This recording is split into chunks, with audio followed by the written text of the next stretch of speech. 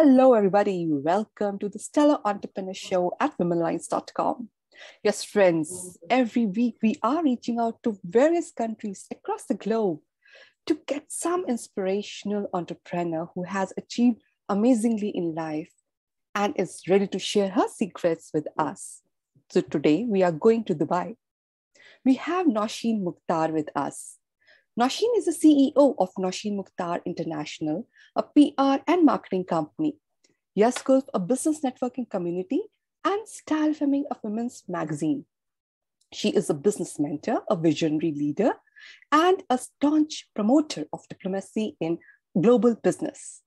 She has hosted and chaired seminars, conferences, and business events in UAE. She is a woman on a mission to build a better, sustainable world that looks towards building stronger communities with greater values. An advocate of women empowerment, Nousheen Mukhtar's keynotes on this cause are revered globally. She is an award-winning entrepreneur recognized for building business communities. Welcome, Nousheen, at Womenlines. Thank you so much. Thank you for this opportunity to invite me for this interview. I will try my best to be as entertaining as it could be. And we are looking forward to hear your story because it's amazing profile you're having. And yeah, please share about yourself. What makes uniquely Nousheen? Thank you. To be honest, I'm just like everybody else. There is nothing so unique about it. The only thing is that I strongly believe that every individual, especially women from South Asia who have been raised in a specific cultural ecosystem where there are too many self-limiting beliefs. Correct. These women need to step forward, recognize themselves, and just assert who they really are. And that's what I did. So the moment I moved to Dubai, because Dubai has a much healthier and more supportive system, I realized that doing that day-to-day job was not sufficient for me. Something that bothered me a lot because I felt that my first job in Dubai involved a lot of repetitive tasks. So when I completed 1 year, I understood I'm going to do the same thing again. And I was like, what? This is not you, Nousheen. You're just not doing justice to your real self. There is something else that you need to do. So before all of this, from year 2000 onwards, I had already discovered my talents in writing, and I was a published author by 2011. Okay. So I've been published in various e-magazines and poetry magazines already. And in Pakistan, various newspapers used to off and on publish my articles. So I already knew that this is something I could grow into a larger system maybe, or something like I have the potential to work on those lines.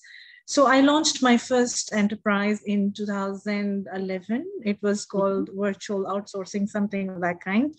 And it involved working as a content creator. So I wasn't alone. There were 3 more people who were working with me as my team, and we were running that small setup. Then I registered my first company after that, which is named Writers Galore in Pakistan. After that, I launched a tech company in Ajman, UAE, that was called Dynasty Technologies. And from then on, I got into this addictive habit of launching something every year or 2 years after, because I felt that, okay, I can do this, so let's do that. And I wouldn't hesitate. Like, I enjoyed launching these little babies and then growing them into bigger systems where teams work together to satisfy multiple kinds of clients. So again, the message is that you should not curb your talents. You should realize them, bank on them, and set yourself free. It's a very different level of freedom, and you will only enjoy it once you step into it. Very well said, Nousheen. I'm not unique. I had that little talent of writing, and from there I grew into an entrepreneur who has a content creation agency, a technology a PR agency, a networking community, a women's magazine. So there is no limit. Wow. Set yourself. It's amazing. And now you can connect the dots. And what I see that you have followed that inner calling, which many women don't do. Mostly they curb that voice, whatever the guidance they're getting, and they stop themselves. So here we are having Nousheen, who listened to herself and then took one step at a time. And then we know what she is doing right now. So that's amazingly phenomenal.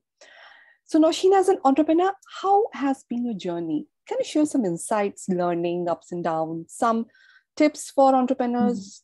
Maybe it can help other women around. Sure, definitely. My journey was just like every other woman's. Like, I wouldn't say I'm a superwoman and I did not do this. No, it's not like that. A normal life with my kid growing up. He was a baby, I think a few months old when I started my first venture. I was scared that I was taking financial risk by investing money into this. My baby was very small and he used to play around me with his little things and those stuffed toys, and I used to work on a laptop. So he got into this fascination with technology as he grew older with time. And as I launched one venture after another, he understood that my mother does some exciting things.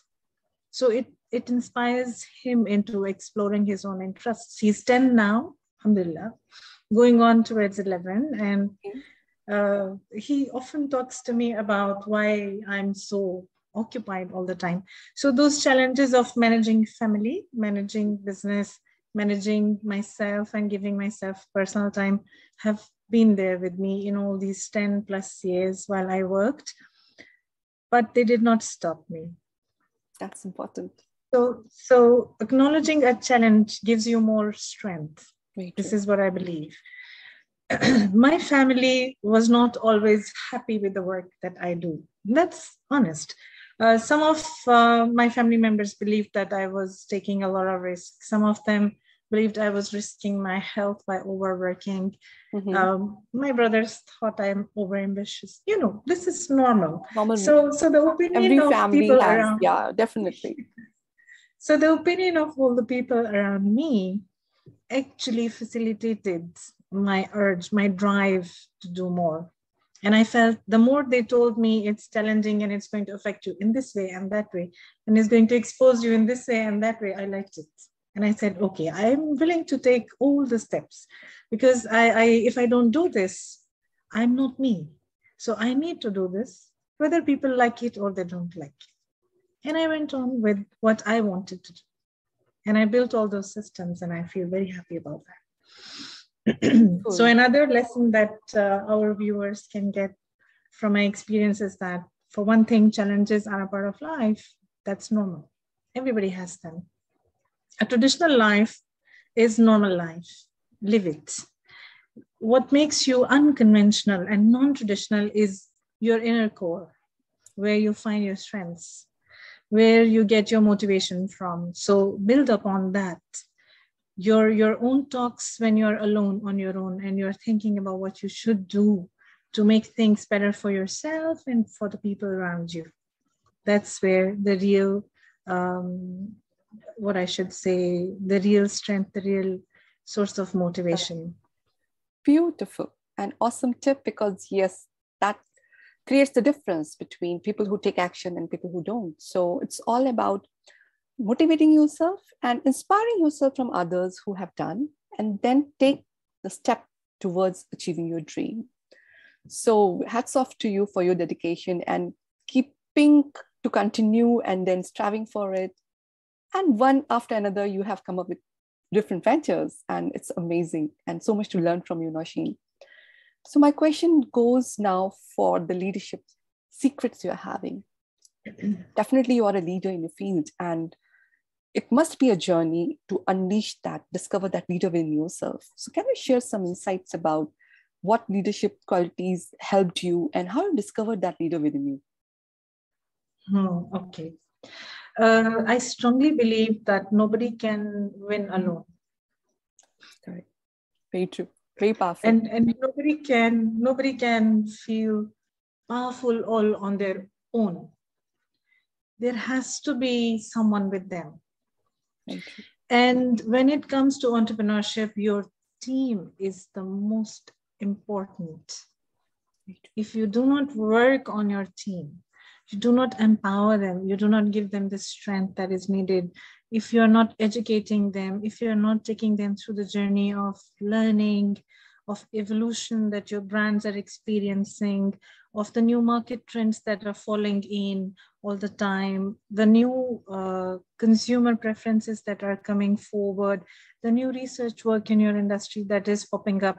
If you're not helping your team understand that their performance is not about coming to office, doing their duty and going back home. It's about enjoying, about growing, about learning, about exploring, about nourishing your own curiosity, about overcoming your own fears and shortcomings.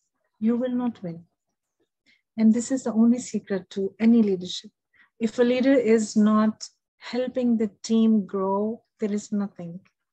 You will just come and go home, and that's it. And then you will be stagnant. This is what I believe. Definitely. Wonderful share, Nousheen, because yes, that's the leadership quality. And once you work as a part of the team, not showing that you're the boss and the team is subordinate group, I think it changes the scene. And now you're thinking about the team, upskilling them, making them aware about the latest trends, giving them opportunity to for their self-growth. I think that must be working very good for your company, and they must be passionate and giving devotion and dedication while working in your company. Yes, definitely. We have every week an out of office day, which is a day on which we explore. Like, we work from cafes, we are not in office. Sometimes we are out for fun at La Mer. Okay. A lot of people will never agree with me on this, but it's very healthy. We feel happy doing stuff that usually people would avoid doing in companies.